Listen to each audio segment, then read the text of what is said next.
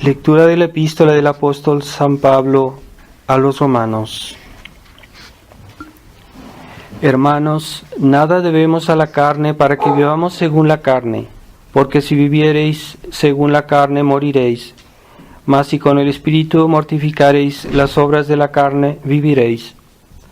Los que son movidos por el Espíritu de Dios, estos son los hijos de Dios, porque no habéis recibido el espíritu de siervos para volver a caer en el temor, sino el espíritu de hijos adoptivos, con el cual clamamos Abba, Padre. Pues el mismo Espíritu Santo atestigua a nuestro espíritu que somos hijos de Dios, y si somos hijos, también herederos, herederos de Cristo y coherederos en Cristo. Continuación del Santo Evangelio según San Lucas. En aquel tiempo dijo Jesús a sus discípulos esta parábola. Había un hombre rico que tenía un mayordomo, del cual corrió la voz de que dilapidaba sus bienes. Llamóle pues y díjole, ¿qué es esto que oigo de ti? Rinde cuentas de tu administración, pues ya no podrás administrar. El mayordomo se dijo, ¿qué haré? Pues mi señor me quita la administración. Cavar no puedo, mendigar me da vergüenza. Ya sé lo que haré, para que cuando sea separado de la mayordomía, me reciban en sus casas.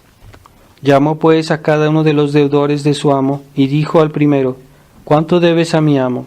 Respondió, 100 barriles de aceite. Díjole, toma tu recibo, siéntate luego y escribe 50. Después dijo a otro, ¿y tú cuánto debes? Y él respondió, 100 fanegas de trigo.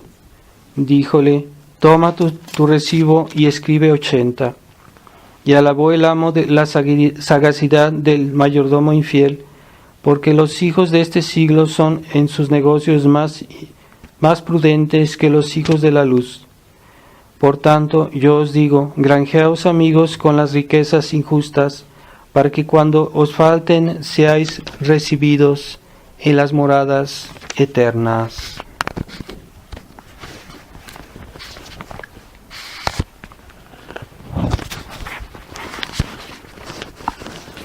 Estamos comenzando el mes de agosto. Acuérdense que es el mes del Corazón Inmaculado de María. El día 22 es la fiesta del Corazón Inmaculado de María. Se puede, por ejemplo, hacer alguna oración todos los días en honor al Corazón Inmaculado. Pueden ser las letanías de la Virgen o alguna oración a su Corazón Inmaculado. Debe haber algunas. O a su Inmaculada Concepción también. En el nombre del Padre, del Hijo y del Espíritu Santo. Amén. Ave María Purísima. Estimados hermanos, estamos en el domingo octavo después de Pentecostés y hemos oído el evangelio de este mayordomo infiel, que era un hombre prudente según el mundo, pero prudente para hacer lo que él quería, lo que él consideraba que necesitaba, y esa prudencia que muchos hombres tienen hoy para sus negocios, aunque sean negocios turbios, aunque sean negocios malos o deshonestos, ellos lo hacen con cuidado, lo hacen bien y a veces logran lo que quieren porque son prudentes a su modo, ¿verdad? Entonces nuestro Señor nos pone este ejemplo no para imitar el pecado de este señor, de su deshonestidad, sino que su prudencia para conseguir algo que uno pudiera conseguir. Así que nosotros tenemos más razones para ser prudentes porque tenemos una recompensa eterna que esperamos, que deseamos. Y vale la pena, ¿verdad?, ser más cuidadosos que este hombre que lo fue, pero para el mal. Con más razón nosotros, que esperamos una vida eterna, debemos ser cuidadosos en lo que hacemos. en nuestros negocios, entre comillas, nuestros negocios de la vida espiritual, debemos actuar prudentemente y con cuidado y con esfuerzo y con constancia, lo cual lo hacen aquellos que a veces quieren vivir felices solo en esta vida, pues se hacen todo lo necesario, lo hacen bien, se puede decir. Con más razón nosotros que tenemos la fe y que esperamos algo mayor, una recompensa mucho mejor, pues deberíamos ser prudentes. Y si no lo somos es porque hay en el fondo una falta de fe en lo que Dios nos promete, en lo que decimos creer. Nos falta fe porque no lo hacemos bien. Entonces debemos siempre examinarnos y decirnos si realmente yo hago todo lo que debía o cómo debía hacerlo, y si tengo cuidado en todo lo que es necesario para salvar mi alma, y no solo para salvar mi alma, sino también para tener una vida mejor en la otra vida, una recompensa mayor. Vale la pena hacer esfuerzos para que tengamos un cielo mejor. Así que no es realmente inexcusable, ¿verdad?, para aquellos que tienen la fe vivir como si no la tienen. Realmente aquellos que creen en el cielo, que creen en Dios, que creen en el cielo, que creen en el infierno y viven como si no pensaran y no creyeran en eso, es una grande locura, se puede decir, es una locura vivir así. Entonces es realmente lo que más cuenta, ¿verdad? ¿De qué sirve al hombre ganar el mundo si pierde su alma? Entonces todas las riquezas del mundo no se pueden comparar a nuestra alma, porque si yo pierdo mi alma ni siquiera puedo disfrutar de las riquezas. Quiere decir que la alma es primero, nuestra alma, pensar primero en nuestra alma. Pero como en esta vida nuestra alma no la vemos y no la sentimos, nosotros estamos sumergidos en la vida sensible, en la vida material, y eso nos hace olvidar nuestra alma. Entonces tenemos esa ilusión de que esa vida es lo que cuenta, y no debemos dejarnos llevar por esta ilusión que no es la realidad. La realidad es que nuestra alma es lo más importante, y es el estado de nuestra alma. Según este estado seremos juzgados, y según el estado de nuestra alma, de ese estado de nuestra alma depende toda la eternidad, toda una eternidad. Y solo tenemos una vida, no tenemos 2 o 3. Así que es una locura realmente no ocuparse de las cosas de nuestra alma. Y estamos en una época en que hay que ser prudentes por muchas razones, porque hoy es más difícil salvarse, hoy es más difícil perseverar, hoy es más difícil encontrar la verdad que en otros tiempos. Hoy la verdad se ha vuelto escasa. Hay pocas personas que comprenden lo que está pasando en el mundo, qué es lo más importante para para nosotros, cómo hay que salvarse, cuáles son los peligros para nuestra alma, qué es lo que hay que evitar, qué es lo que está bien, qué es lo que está mal. La escasez de la verdad es una cosa que hoy es una realidad. Por eso aquellos que tenemos un conocimiento gracias a la fe de la Iglesia, a la tradición de la Iglesia, no debemos ser negligentes en seguir la tradición de la Iglesia, porque esa es la verdadera Iglesia.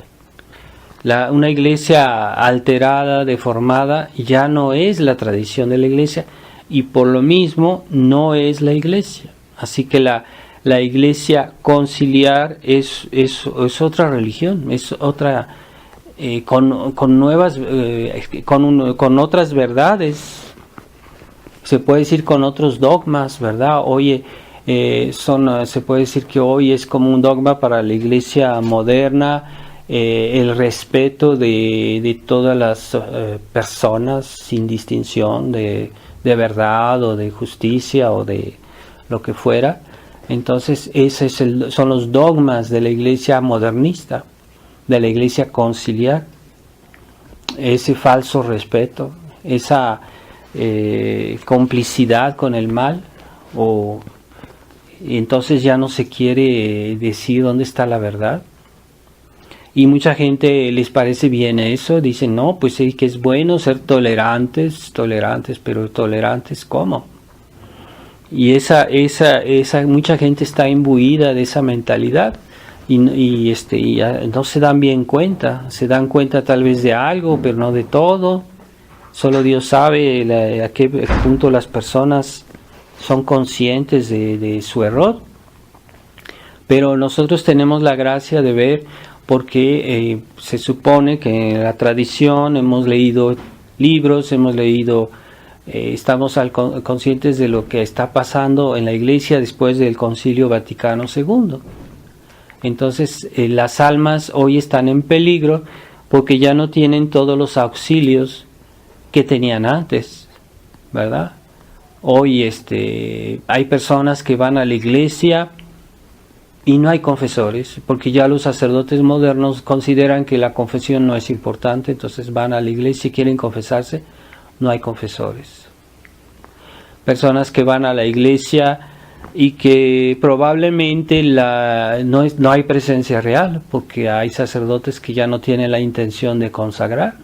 Entonces podemos a veces entrar a una iglesia y vemos que está el Santísimo, pero no sabemos si realmente está, porque puede ser que ese sacerdote que consagró esas hostias no tenía ya la fe.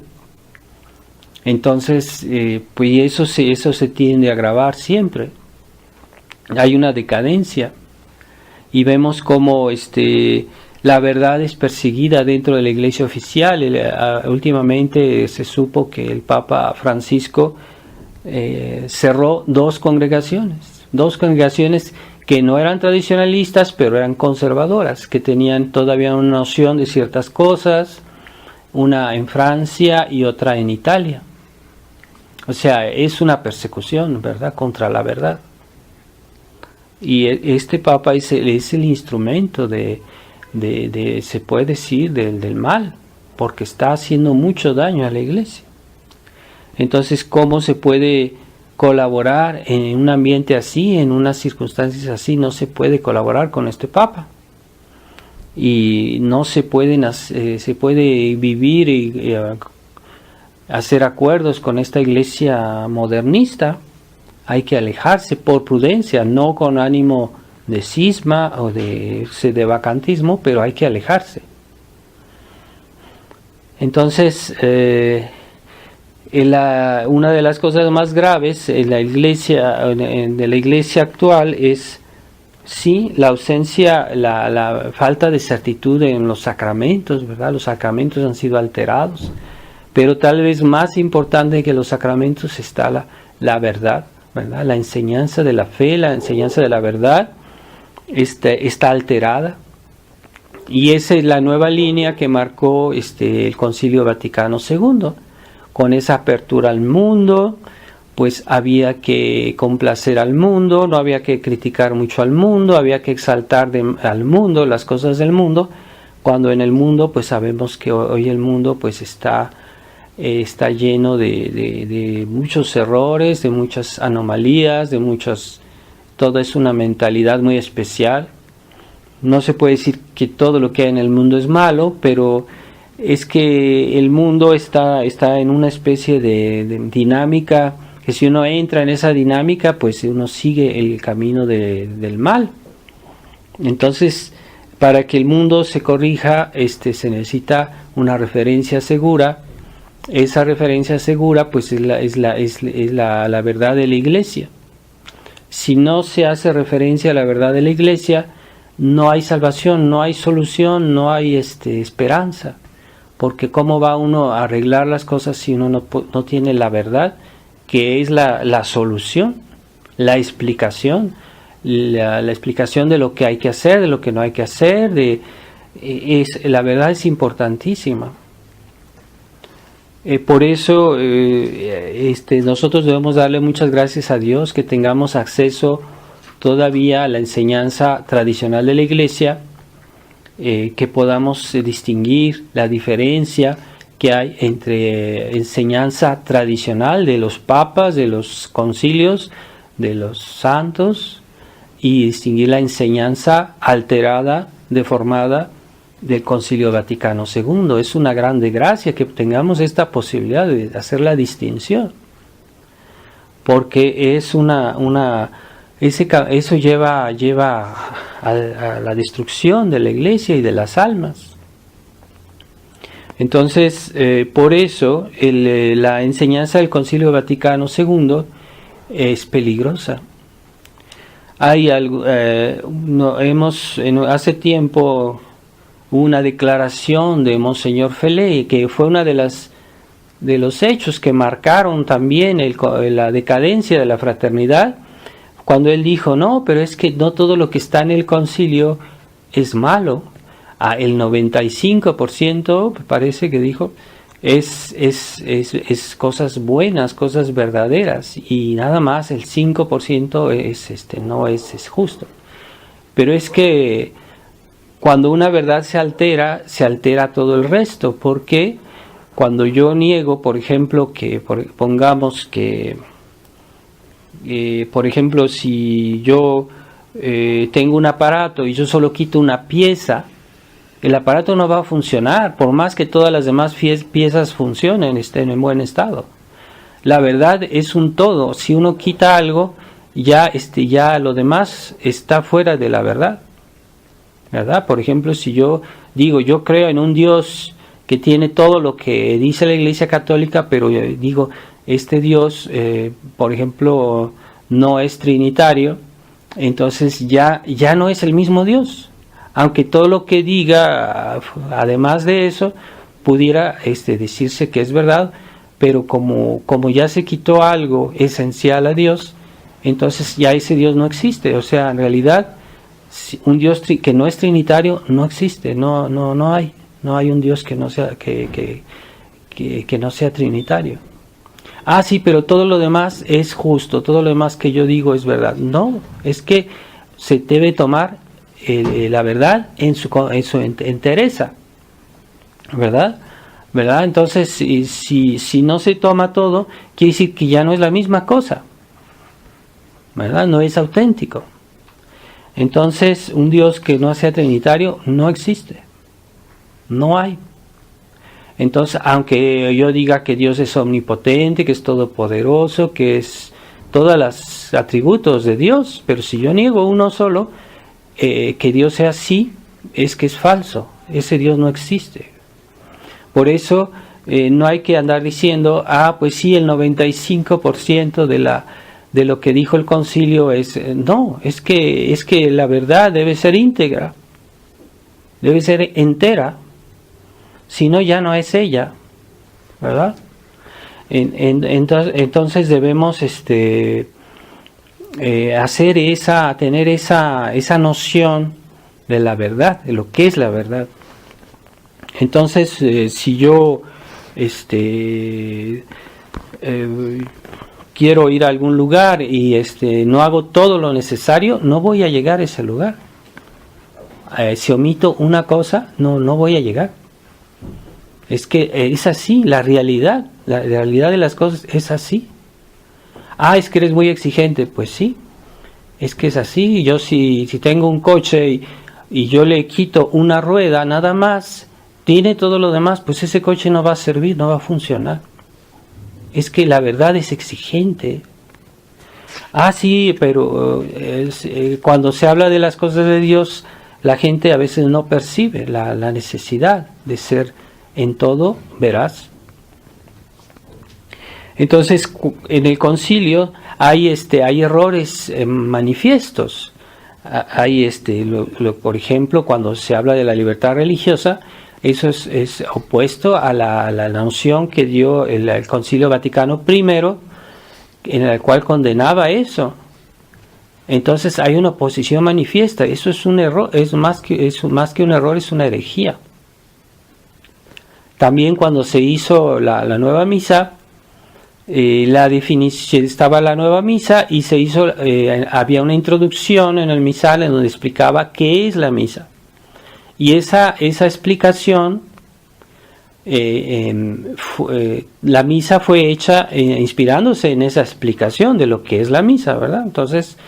Entonces, cuando sacaron ese nuevo misal, hubo unos cardenales que estaban indignados y escribieron al Papa Pablo VI diciendo, pero esa definición de lo que es la misa, ni siquiera se hablaba de que la misa es un sacrificio. Entonces, si la misa no es un sacrificio, pues no es la misa. Y decir que la misa no es un sacrificio es una herejía. Pues bien, esa definición de la misa inicialmente era herética. Entonces, ¿qué hicieron cuando estos cardenales protestaron? Pues Pablo VI lo único que hizo es modificar la definición y le cambió algunas cositas para que no hubiera tanto descontento. Pero la misa no la modificaron. Pero la misa fue hecha en función de esta definición. Entonces, aunque retoquen la definición, la misa sigue siendo inspirada en la antigua definición. Quiere decir que esa misa es contra la fe. Entonces, y esos errores manifiestos, hay muchos que están no son tan claros para todos, porque hay que conocer la teología, porque hay que conocerla bien a fondo la doctrina de la Iglesia. No toda la gente está capacitada para ver los errores, todos los errores del Vaticano II. Habría que leer con mucha atención todos los documentos, sí los hay, porque esa era la corriente del Concilio Vaticano II, la corriente del progresismo, del modernismo. Y después en los textos del concilio hay textos ambiguos. Son textos, así como les decía en la misa fue hecha en función de esa definición, pero después se le corrigió la definición sin corregir la misa. Entonces, ¿qué quiere decir? Que hay una contradicción, es una ambigüedad.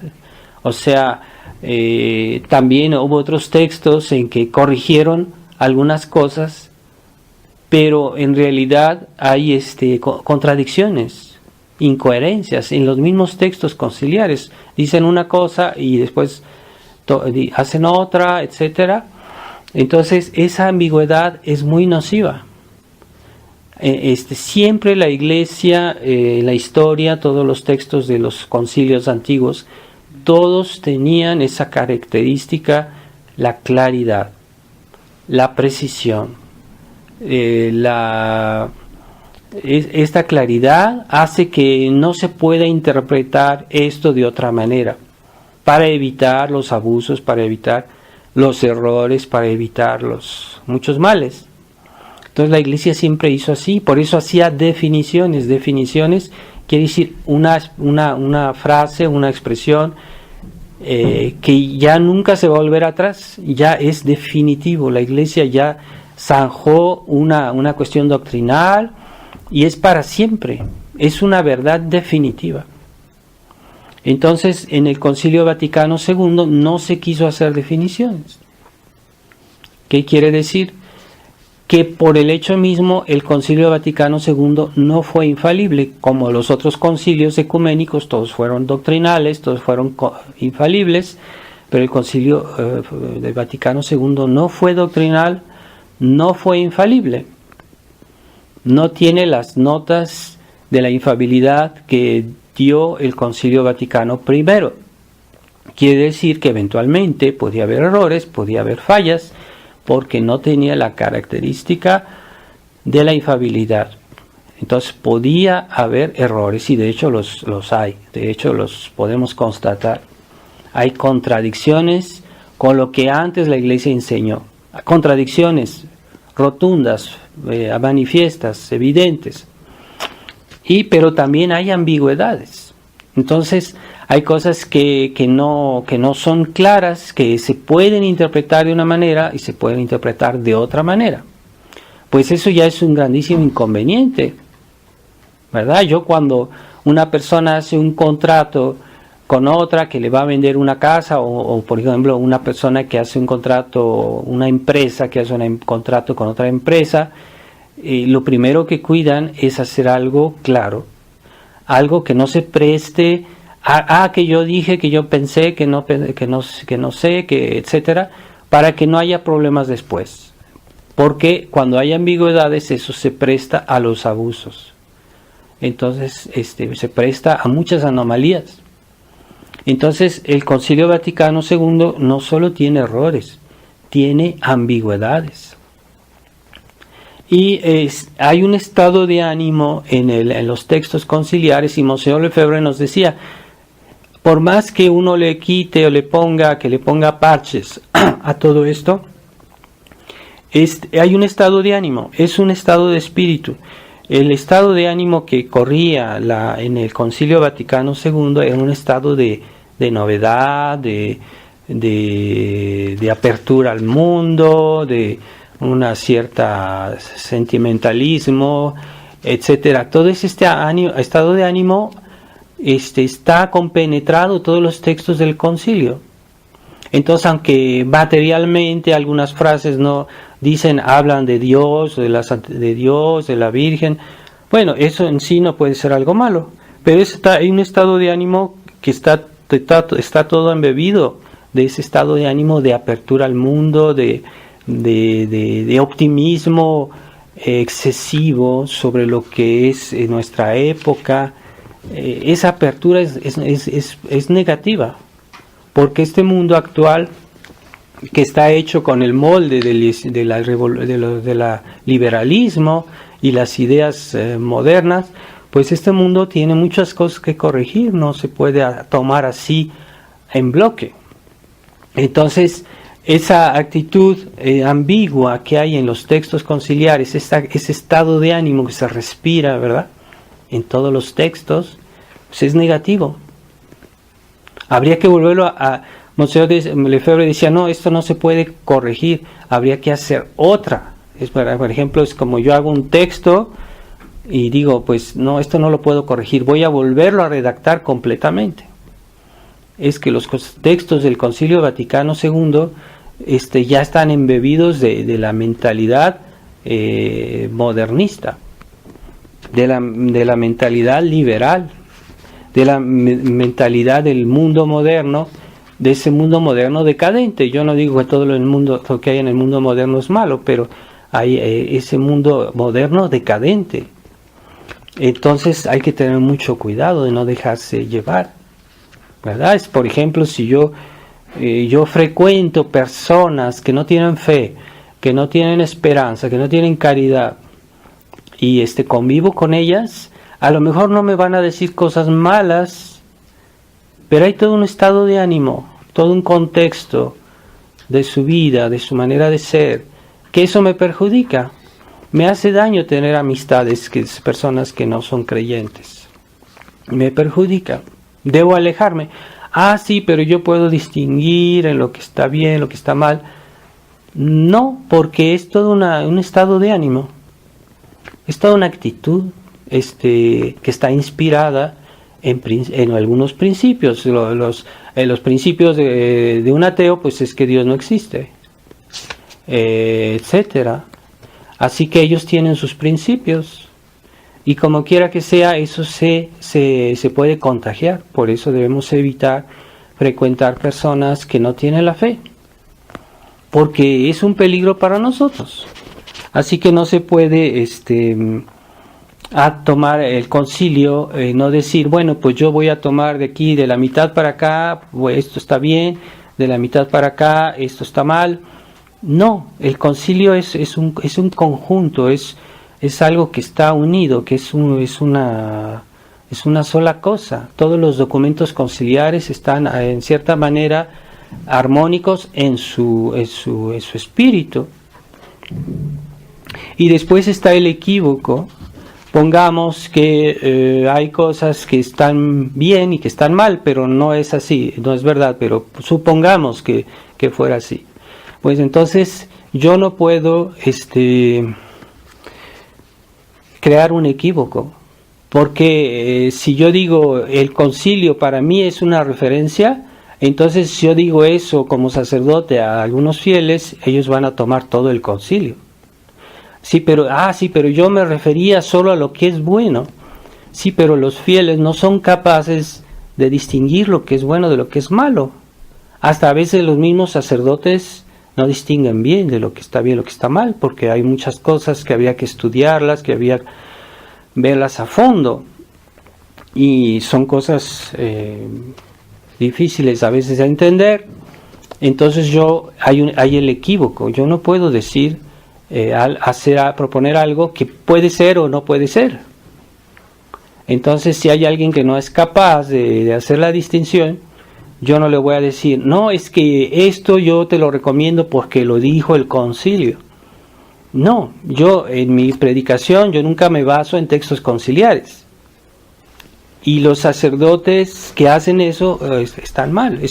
No se debe utilizar, aunque teóricamente tal texto dijo algo que ya está en la tradición. Sí, es posible. Pero en ese caso yo prefiero referirme a la tradición y no al texto conciliar. ¿Por qué? Porque hay un equívoco.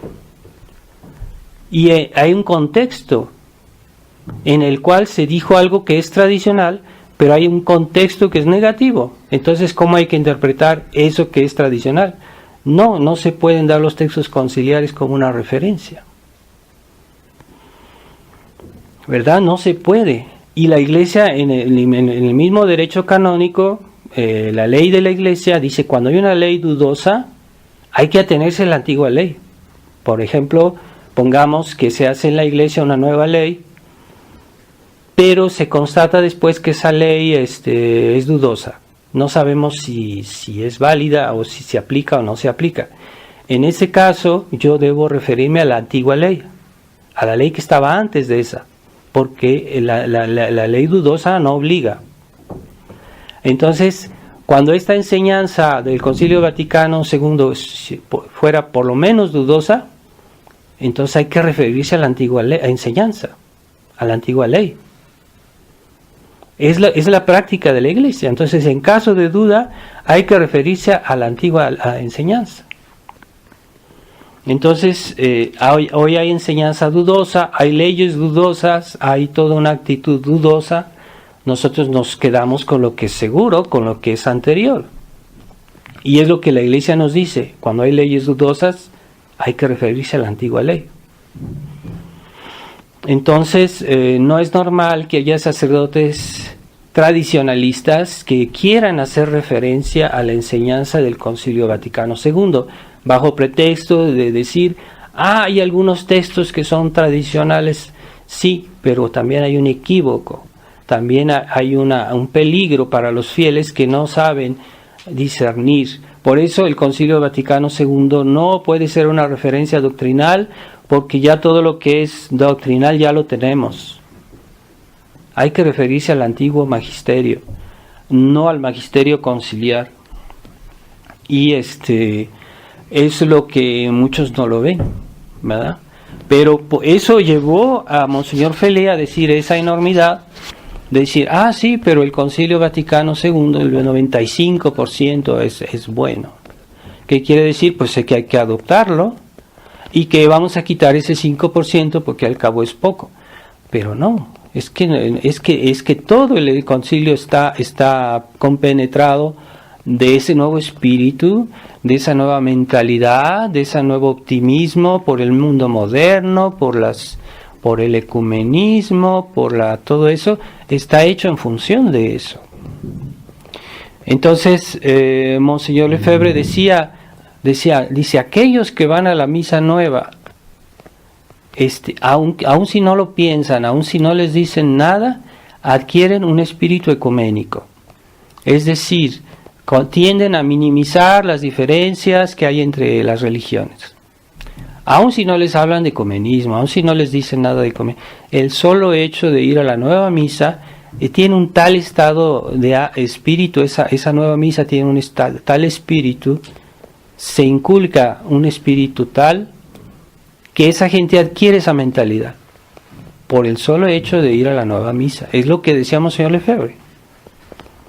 Entonces, hay que hacer la distinción. Entonces, en nuestra época está sembrada con la duda, con la ambigüedad. Es muy fácil diluirse en este mundo moderno, es muy fácil. Por eso debemos tener cuidado. No es que seamos contra todo, no contra todo el mundo, ¿no? Pero a todos les deseamos lo mejor, pero tenemos que tener más cuidado que en otros tiempos. Ya desde todo lo que uno oye, todo lo que uno ve, a veces en las distracciones que uno tiene, cuando uno va al internet, cuando uno lee las noticias, siempre uno está bombardeado por toda esa mentalidad. Por eso debemos tener más cuidado, no ir a cualquier lugar, no ver cualquier cosa, no cualquier distracción, no cualquier espectáculo, mucho cuidado, hay que generalmente privarse de muchas cosas. Y si uno tiene esa mentalidad de católico un poquito moderno, entonces es peligroso, porque están expuestos a volverse liberales, a volverse caer en el espíritu del laxo y están expuestos. Por eso no aceptemos tan fácilmente decir, pues vamos a ir a ver una película, vamos a ver esto, o vamos a ir a tal espectáculo. No. Hay que saberse negar de todo eso, porque hay todo un estado de ánimo que es negativo y está mezclado, y a veces no se puede definir, no se puede explicar bien por qué, pero hay lugares, hay personas, hay amistades que nos afectan, que nos hacen hacernos un poquito a la mentalidad del mundo moderno. No es porque es moderno, sino porque el mundo moderno está lleno de materialismo, de subjetivismo, de todas esas filosofías que finalmente han hecho entrar a la Iglesia en crisis, porque ¿qué es el Concilio Vaticano II sino la asimilación de 200 años del espíritu liberal? Como dijo el cardenal Ratzinger, que le preguntaron le preguntaban sobre el concilio y él dijo no, las preocupaciones del Concilio Vaticano II fueron asimilar 200 años de cultura liberal. Que es enorme lo que dijo el cardenal Ratzinger. Quiere decir que el Concilio Vaticano II quería que los católicos asimilaran 200 años de cultura liberal, cuando nos debería proteger de los 200 años de cultura liberal, nos debería proteger. O sea, no es porque hay una enfermedad, pues todos están enfermos, pues yo también tengo que estar enfermo. Entonces debemos hacer esa distinción, y lo más fácil, lo más claro, pues lo que la Iglesia nos aconseja, cuando hay una ley dudosa, hay que referirse a la antigua ley. Eso está en el derecho de la Iglesia, en la ley de la Iglesia. Entonces, cuando hay una situación dudosa, yo me refiero a la antigua ley, a la antigua enseñanza, al antiguo magisterio. Yo no voy a decir, vamos a hacer distinciones. No. Hasta hoy los nuevos santos, hay algunos santos que son propuestos por el nuevo magisterio que son completamente dudosos. No, yo sinceramente pienso que no son santos algunos de ellos, no digo que todos. ¿Por qué? Porque ya son canonizados con otros criterios y con otros procedimientos. Antes los papas, cuando hacían una canonización, tenían una intención de hacer un juicio definitivo, mientras que para los modernistas no hay nada definitivo. Todo es dinámico, todo cambia, todo evoluciona. Entonces estos papas conciliares tienen esa mentalidad de no hacer nada definitivo. Entonces uno puede cuestionar estas canonizaciones de esos nuevos santos, que son santos modernistas, y que fueron incluso prohibidos cuando la iglesia estaba bien, fueron incluso puestos en entredicho por la iglesia. Por ejemplo, el Cristo de la Divina Misericordia, la religiosa, tuvo problemas con Roma y fue acusada de desvíos. Ahora ya es considerada una santa. Pero no, o sea, ella dijo cosas enormes que iban contra la fe. Pero hoy esa imagen, que es una imagen completamente sentimental y afectada, pues ya esa imagen donde quiera la venden, donde quiera la difunden, pero esa imagen no es iconografía católica. No se puede considerar iconografía católica. Y así hay que tener mucho cuidado. También se ha introducido una iconografía que fue condenada en otros tiempos, porque hay un artista que hizo en tiempos del Papa Pío XI, hizo un Cristo. Y el Papa Pío XI condenó ese Cristo. Esa arte es mala, es nociva, no es cristiana. Pues resulta que cuando llegó Pablo VI, él adoptó ese Cristo para llevarlo como su báculo. Ese Cristo fue condenado por el Papa Pío XI. Y la revista, yo tengo una copia de la revista del Vaticano, una revista de las artes cristianas del Vaticano, que era, en ese tiempo era un cardenal, Celso Constantini me parece se llamaba, y él hablaba de ese arte moderno que estaba surgiendo, arte sacro, entre comillas, y él lo calificaba de blasfemias figurativas. Blasfemias figurativas. Pues ese arte en ese tiempo era minoría, o sea, había pocos que lo hacían.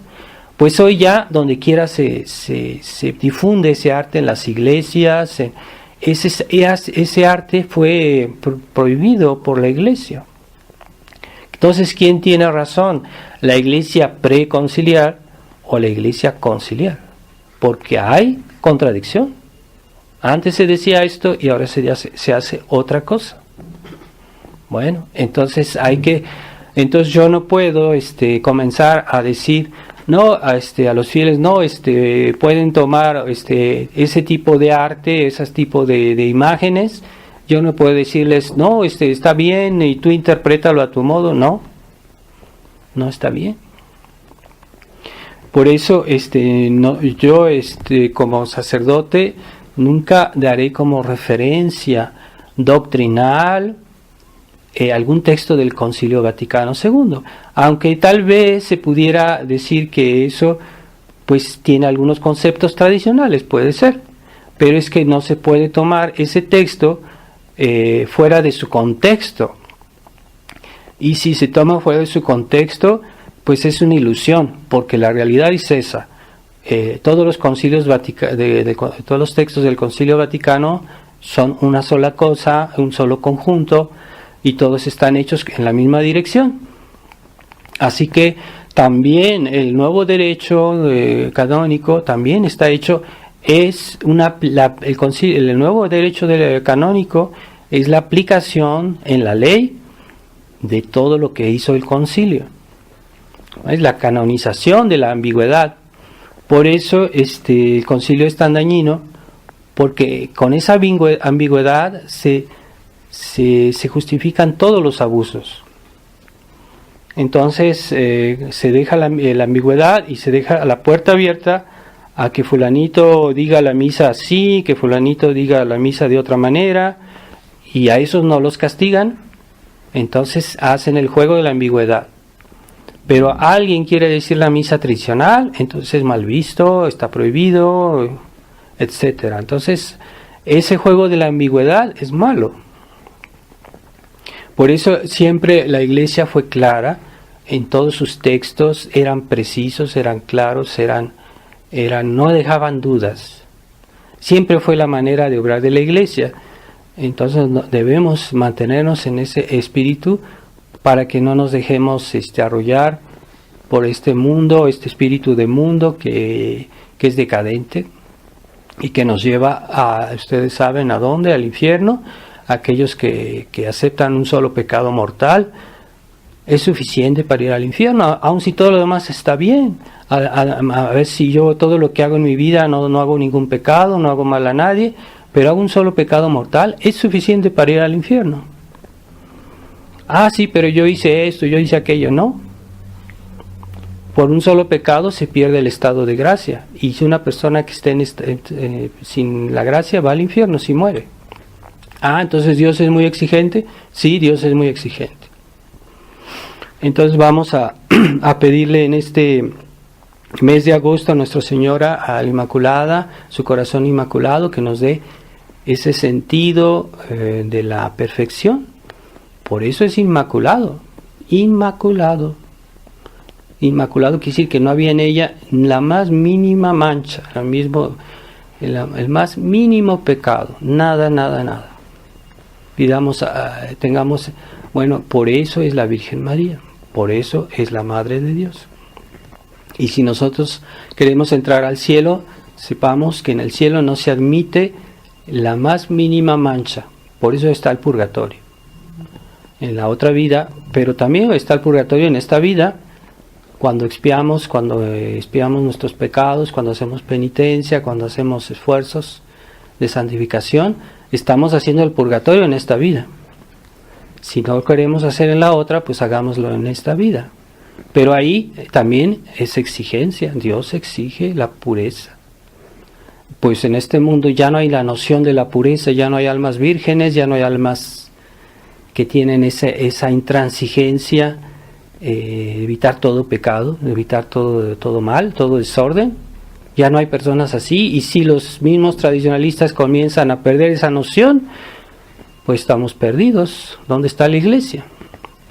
Vamos a pedirle a Corazón Inmaculado de María que nos dé su celo por la gloria de Dios, el amor de la verdad, y la verdadera fe y la verdadera esperanza. Ave María Purísima, sin pecado. En nombre del Padre, y del Hijo, y del Espíritu Santo. Amén.